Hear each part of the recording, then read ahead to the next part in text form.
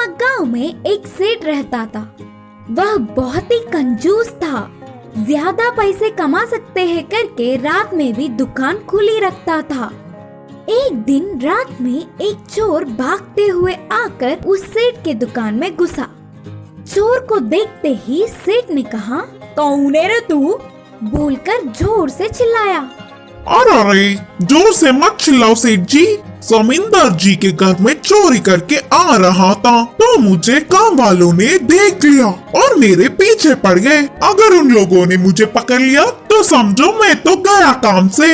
अगर आप उनके बाहर से मुझे बचाओगे तो मेरी चोरी की हुए पैसों में आधा हिस्सा आपको दूंगा। चोर ने कहा। पहले से ही सेठ लालची होने के कारण आधा हिस्सा बोलने पर चोर को बचाने के लिए राजी हो गया और एक कोने में छुपने के लिए चोर से कहा।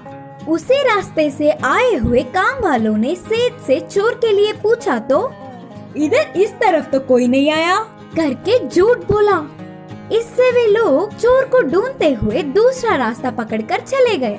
जमींदार के लोग चले जाने के बाद सेठ ने कहा, अरे ओ अच्छे चोर, मेरा आधा हिस्सा मुझे देकर चले जाओ। क्या चाहिए तुम्हें? तुम्हारा हिस्सा ही ना, ये लो करके बोलते हुए चोर ने झोली से चाकू निकाला। चाकू को देखते ही सेठ डर गया। तुम्हें अगर तुम्हारे प्राणों पर आस है तो बिना चिल्लाए चुप रहो। बोलते हुए उस सेठ को कुर्सी से बांधकर उनके दुकान के पेटी के पैसे भी लेकर वह चोर भाग गया। उसके जाने के बाद सेठ के चिल्लाने पर जमींदार के लोग भागते हुए उधर आकर उन्हें छुड़वाया। उसके पैसों की चोरी के बारे में उन्हें भूलने पर कहीं उसकी चोर की मदद करने वाली बात भी बाहर ना आ जाए, उससे और ज्यादा झंझट बढ़ेंगे करके इस डर से असली बात छुपाकर कुछ और बहाने बताते हुए उन्हें वापस भेज दिया।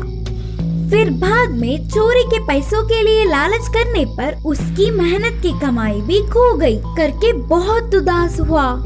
गलत रास्तों से कभी भी पैसे नहीं कमा सकते करके उसको अच्छी सबक मिली।